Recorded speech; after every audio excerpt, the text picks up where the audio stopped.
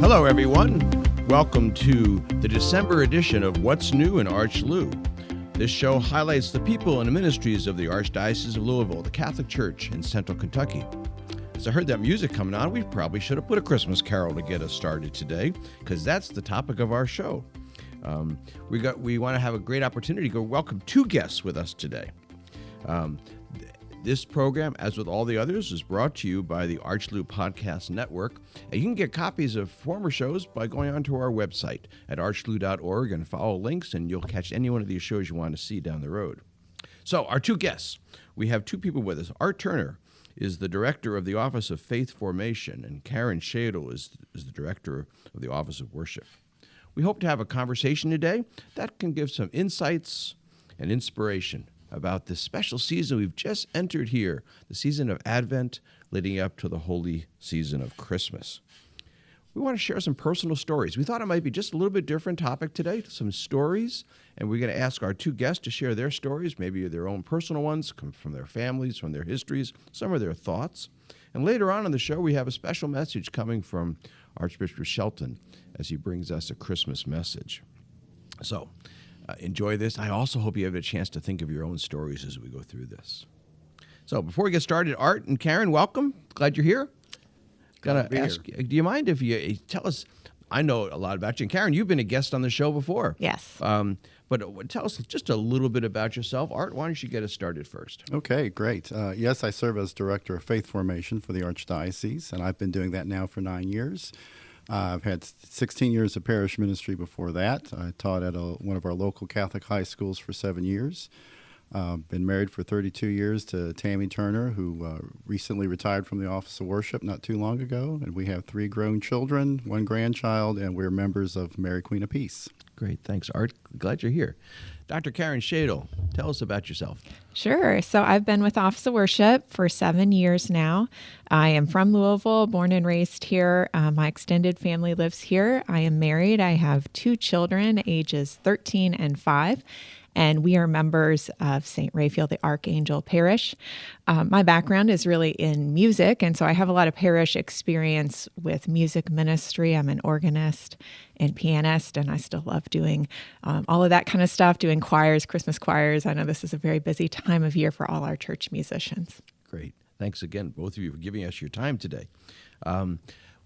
Let's spend the first few minutes today talking about Advent first. We'll come back to Christmas. But Advent is its own season, of course, the church season, the beginning of the church year.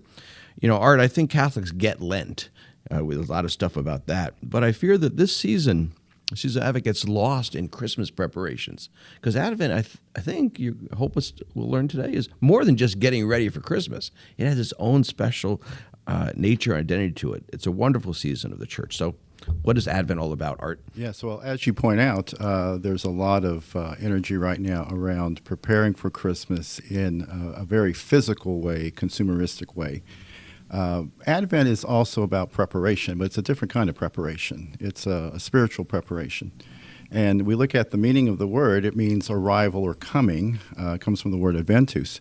And so we are called to prepare ourselves 2 ways. We're preparing for the second coming of Jesus, the fulfillment of his coming in the future. And then we're also preparing for the festive celebration of Nativity. And the season invites us to slow down, to reflect a little bit. It's almost the exact opposite of the feel that we have right now with this high energy, let's, get things ready and get the trees up and get the presents. And, if you don't do this, you're going to miss out. And so it's kind of the opposite feel. It's an invitation to slow down and to really reflect on the significance and the meaning of what Christmas means. How am I going to prepare for that in a spiritual way? How am I going to incarnate Christ in myself when Christmas comes? So it's a very different feel. It is a type of preparation, but it is a spiritual preparation. And what's really important there, I think, is that it's preparation not for Jesus' coming in nativity, but also his second coming. And also the third element, coming to us every time in the Eucharist, which brings us to Karen. Exactly. So there's a rich liturgical sense during this season of the year. What can you tell us about that? Yes, I love Advent. I think one of the reasons I love it liturgically is because we've just come out of this long stretch of ordinary time that it goes all the way back into the summer. And so if you're someone, who reads the bulletin or whatever every week, you'll see it 20 whatever of ordinary time, 30th Sunday of ordinary time, 31st. It just seems like it goes on forever and ever. And then we get this breath of renewal. It's the new church year, as you said. We get the change of color. We get that beautiful, rich, purple color of the vestments. This is a more solemn season. And so you might see some things in the liturgy that indicate solemnity. So for example, your presider might chant more things. You might see some incense. You might see more vibrant decor around the sanctuary, and certainly some different prayers. The Gloria goes away during this season. So some of those liturgical changes, but really it's just such a rich and beautiful time of year, and a time, it's too short, in my opinion. We should have more weeks of Advent than just 4, because there's so much wonderful music. I just think of all the music that I love. I know we'll talk about some favorite carols and anthems, but, just O Come, Emmanuel, and those O antiphons. It really brings you back to sort of an ancient time before Christ. So we're always reading in the Old Testament every week, every day, really, of the church year, we read the Old Testament. But in Advent, we're challenged to think of a time, even in the New Testament, when the people of God were still waiting for the Savior to come. And so it has an ancient feel to it. So it's an old look, but also kind of a foreshadowing what's ahead, isn't it? Exactly. Yes. Very good. One of the ways to help understand Advent is to think about how we ritualize it formally in church, but how about in our own lives and even in personal things. So I thought it might be fun to think about some Advent stories. And again, I invite our listeners and viewers, while you hear some of these things, what are some things that might come to your mind as your stories? So I'm going to start with one just to get us warmed up here, because Advent, I grew up in a big Irish Catholic family with 9 children, and Advent was a very ritual time for our household. Now, part of it was with 9 kids. My parents loved Lent because they had all sorts of things to kind of, what are you going to do to get, Jesus died for you, you got to behave now. But how do we do that in Advent? So they had a ritual that I've heard others do something like this, but every season of Advent growing up when we were children, the first day of Advent, we got a shoebox that was put next to our bed. And every day, if you were good or behaved, it wasn't Santa Claus checking a list. It was Jesus watching you. And if you were good, you got straw or hay put in your shoebox. And if you weren't good, you got some of that straw or hay taken out of your shoebox. And the goal was to get to Christmas Eve, when each of us in the family would arrive at the Christmas creche scene in our living room with our shoebox of hay. Some had more hay than others, and I won't talk about my own experience of that. But we had to ante up. We had to take our hay and put it down. Before the baby Jesus got put in the crib, every family member had to physically show preparation by our actions. Now, it felt like a discipline sometimes, but it was that ritual on Christmas, we'll talk more about later, but that preparation every single day. So that's one I have. Anybody have an Advent experience in your houses growing up? I think, in addition to the, having our own Advent wreath, which was something that was important in my family growing up, and that's something that we did with our children when they were younger, having an Advent wreath. There was also, growing up, I was reflecting on, when was the first time I really paid attention to Advent? And I think it was after we moved to Kentucky. My father was in the Air Force, and he was from Columbia, Kentucky, Adair County. And when I was 10, he retired, and we moved to Columbia. And, of course, the church down there is Good Shepherd. I think technically it's still a mission church. And in that parish, there was the practice of the Jesse tree on Sundays. And where we came from in San Antonio, we were not doing Jesse tree, but Jesse tree was a big deal. And so the Jesse tree, if you're not familiar with it, it's basically the custom of decorating a Christmas tree during Advent with ornaments that reflect kind of the history of the Old Testament, the events and the people leading up to the birth of Jesus.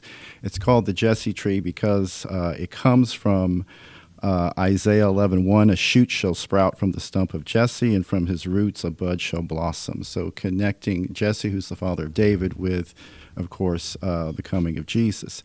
And so we would be invited to create these decorations that we would put up each Sunday of Advent. And so the way it worked, families were assigned to do an ornament and were given a particular person. So the one I remember really well is when we were given David, and I was working very hard on the Star of David, and we could pick out the symbol. If the symbol wasn't assigned, the person was assigned to the family. So I worked on this Star of David, put glitter on it, did my best with it, and during the presentation of the gifts, that would be the time we would bring the ornaments to the tree. And so I was determined to get that Star of David as high up as I could because I thought it belonged at the top of the tree. I wasn't quite able to get it up there. It was higher than everyone else's. But the following Sunday, I don't know, to this day, I don't know who did this, but somebody put that star all the way at the top. So when we walked into church, I was very proud to see that Star of David at the very top. So I think that's when I really first started to pay attention to Advent as a child, was the Jesse tree and making those ornaments. And so that's a good memory for me. Okay, so as the director of faith formation now, you're teaching well there, good catechetical lesson about the history of the Jesse tree and the tradition. They're very good. How about you, Karen? I am just so impressed by your parents' creativity with the straw and the shoe boxes. I don't have anything quite like that in my history. Advent has always been, I think, a time for simplicity in my family. We really have tried to scale back. I would say, being a lover of music, I've always really enjoyed going to concerts during this time of year. It seems like musicians are everyone gives a Christmas concert or an Advent concert. Services of lessons and carols are all over the place. And so one of my family's Advent traditions is going to those. And so we would go as a family and listen and sing together. Even those of us who were not, great singers, we would try and do that. With my family now, my children are 13 and 5. We have an Advent wreath, and we get together every Sunday night. That's kind of our tradition, is that Sunday night is the time for the family prayer. And so we'll gather around the Advent wreath. For some reason, my children they love fire, like real fire. They're not allowed to play with it at other times. So I guess this is a special time when they fight over who gets to strike the match and light the 1 or 2 or 3 or 4 candles, whatever it is for that week. So they love having that real candle and that real fire. And we have a little prayer and we sing together as a family. So Sunday nights really are our time for family time and prayer during Advent. 2 more Advent things. Karen, help me. I know some of the answer, but you're going to give us the proper words for it. When I think of the Advent wreath, I always think about the energy about that 3rd candle, the pink candle, yes. That somehow it created a magical, we're getting close to something. Help. Yeah. And okay, so it's rose, not pink, right? Okay. And that's important. So that 3rd week is Gaudete Sunday. It means rejoice. That word Gaudete comes from the introit, from the Latin beginning, that first prayer that begins the Mass. And actually an interesting story about that. So I have a Lent baby and I have an Advent baby. And so in 2016, when I was working for the Archdiocese, I was pregnant during Advent, which was a fun experience, going through all those readings about Mary's pregnancy and whatnot and waiting for my child.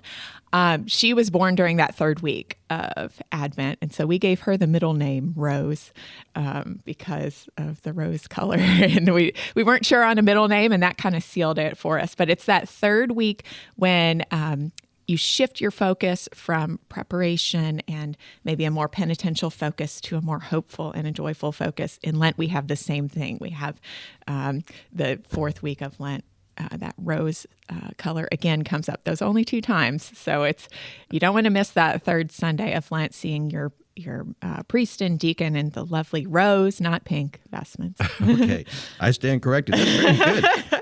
Okay, neither one of you talked about an Advent calendar, and now they make them. You can open them. There's chocolates in them, and even there's one that I saw in the store that had types of beer in them. So people would turn the Advent calendar, but all of it is about a getting ready. And what we're partially getting ready for, as you opened up each of the windows.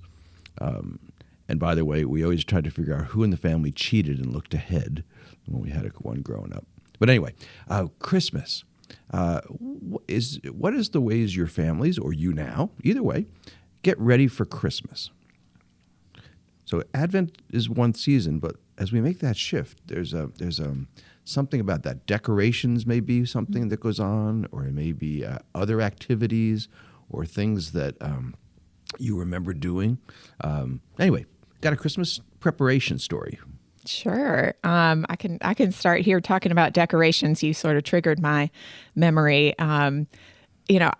A lot of people will say, don't decorate, a lot of liturgists in particular, don't decorate for Christmas during Advent. It's too soon. But I don't subscribe to that. I start decorating early, and I do it sort of progressively. That's sort of how I do it. I have to confess, as soon as that time change hits, whenever that is, the first week of November, and I get home from work and it's already dark, I start to feel that seasonal sadness set in, and I want some cheer in my house. So I start pretty early putting up some lights and stuff in my house. We save the trees for a little bit later, and we do our nativity scene progressively. So we don't we put out like a character a week. I think a lot of families do that sort of thing. But that's how we decorate. I don't know about you, Art. Do you decorate early, or hang on? And the other thing I'll say is that about the decorating is that, Christmas is a season too. And so with the Advent calendars, they count down to Christmas. But as Catholics, we have a whole season of Christmas, right? It doesn't stop on December 26th. It goes all the way through the baptism of the Lord, which is in early January. So the other half of that is keeping your decorations up long enough, right? I agree. We've done different things as far as preparation. I think when I was a child, my mother would wait until the second or third week of Advent to decorate, and then we always kept it up until Epiphany. Now, she always called it King's Day, so that's what she would say. We keep our decorations up until King's Day. But I married a woman who was really into, Tammy served as a cantor and as a director of music for a number of our parishes. So she was very in tune to the liturgical seasons. And when our children were younger, we both agreed that we wanted to give them that sense of Advent. So we did delay decorating. Now, our oldest child, Madeline, was born December 16th, and so the rule was we wouldn't begin decorating till after her birthday. So that's what we did for a number of years. Now, over time, as the children got older, they were wanting decorations a little bit sooner, and I kind of agreed that, it's to keep them up a little bit longer, maybe we could do that. But it was an attempt to really teach our children that the Advent season, it's connected, but it's different. And so, we wanted to give them that sense that this is a different time. It's not Christmas yet. And then I agree with Karen, once Christmas came, it is a whole season. And so we kept ours up until the last day, which is the celebration of the baptism of the Lord. So I even took it further than what my mother did. So we wanted to really make that impression on I'm learning so much from you two good colleagues. First, I now know where the middle name of Rose came from. I know that Madeline's birthday, and that made you not decorate houses. I hope our listeners are taking the time to pull those same stories back. What are something you did, and what's the roots in your own life of those? Let's talk specifically about Christmas. Now, in my world, Christmas always meant lots of things, and dividing up who's going to buy gifts. Should everybody get a gift from somebody, and all those kinds of things, and Santa Claus and so forth. In my adult life, it became much more focused on things like food and music and other kinds of rituals like that. So, for example, my wife grew up in an Italian culture, so we started doing, when we were first married, the 7 fish on Christmas Eve. And my Irish heritage, that was a new experience. But for over 40 years now, I've cooked 7 fishes on Christmas Eve. So foods are the tradition of the gifts, and that's the sacramental 7 sacraments is where that comes from in the heritage. There's lots of stories about the Italians and the 7 fish, but there's things that, like I told the story about the straw or the hay, the smell of Christmas. And the smell then of even cooking fish is a Christmas smell and taste. Do you got a food or a taste or a smell you can tell us about Christmas before we get to gift giving? Some foods or tastes? My mother, as many of you know, was of Mexican heritage. She was born in Texas, but born into a Mexican family. And so food-wise, we tended to have a large Mexican dinner on Christmas Day, very celebratory. When we actually lived in Texas, it was a major celebration starting Christmas Eve and going into Christmas Day. So there was a lot of food, margaritas, in addition to going to Mass, of course. But for me, I associate the foods are the Mexican foods. So now, when I host my family at Christmas, I cook my mother's food for them. And so that's something that everybody looks forward to. So I did eventually learn how to cook the way my mother did. And so that's become an important part of our tradition. How about you, Ken? Got a food or? I'm not much of a cook, Okay. so I don't have those traditional food smells and tastes and stuff. The one thing I can think of in this category is that I always make this. So the Santa cookie, you have to put out cookies, and we don't do milk. Our Santa likes a glass of Merlot. And shortbread cookies, because they're very simple recipe. That's what I've always made with my children, with my son when he was little, and now with my daughter. We make shortbread cookies, just very simple, butter, sugar, flour, and we make shortbread cookies and a glass of Merlot for Santa. Shortbread cookie, yeah, that was my cookie growing up too, was the shortbread cookies. That was the only one we still taste to this day. Gift giving becomes a big part of Christmas. When I think about gift giving, I like to picture raising my own kids. My children are 34 and 29 now. And I remember this. I'm sure it's happened in your household. You're both parents, and you're even a grandparent, as I am, Art. It's the time where a child makes you a gift. Usually the first couple of years, I don't know how many years, 3 or 4 or 5 years, when they're getting a gift, they can't wait to open the next gift for them. But there is some point, right around 4 or 5, when they've made something for you at school or wherever, and they want to see you open what they gave you. And it stops the process of gift giving because they've experienced the joy of giving as opposed to the joy of receiving. And that's one I always reflect on. I can specifically remember experiences where my kids, one was an ornament my son made, who's now 34, and it had his face on a photograph of himself on the ornament they made at school.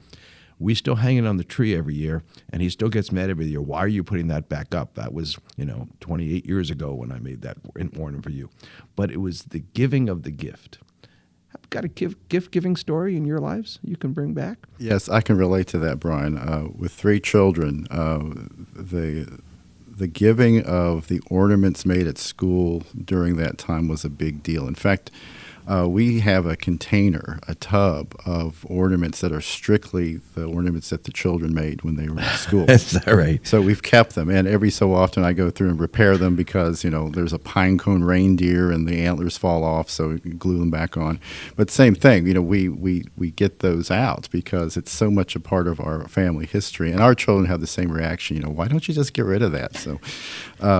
So yes, I appreciate what you were saying, because it was that same type of experience where they were so proud and happy that they created this ornament for us or for their grandparents or whatever, and they took great pride in that. So I can relate very much to that experience with my own children. gift giving, Karen? Yeah. So as I was thinking about this, when I was a kid, me and my siblings, I have 3 siblings, we were all very close in age. And so I think we all kind of went through that, I'll call it the Santa zone, at the same time. And we all sort of were aware at the same time. My kids there's a rather large gap between my older son, who's 13, and my daughter, who's 5 and still in the Santa zone. And one of the fun things for us, I think, or at least for me, I would say, is that because I do most of the Christmas shopping and preparation, is that my son and I have kind of partnered up in sharing the magic. He's kind of helped me to, hide the presents and bring them out and keep that magic going for the younger one. And that's been a special bond, I think, that me and my teenage son have kind of shared that together. One more topic on Christmas before we, so much we could talk about this day, on the show today. Christmas music. We're going to start with Karen.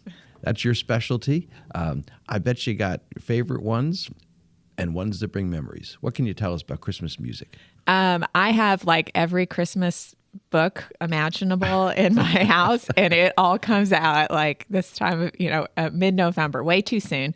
And we get around the piano and we find our favorites, and the kids get to pick one and we sing them.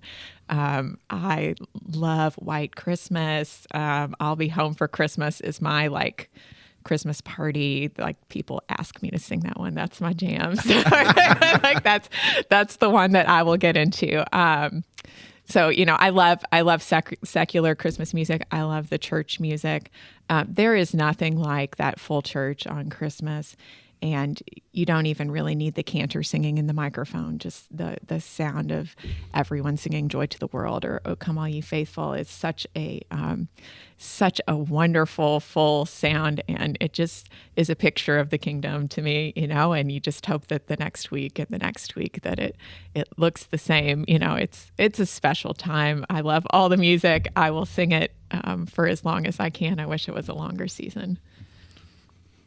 I think, for us, music is important at our home, and we play Christmas music quite a bit. But I think the memory, as far as music goes, the memory that I dwell on is when I was a child, I was still living in Texas, and my mother's family would celebrate Christmas Eve.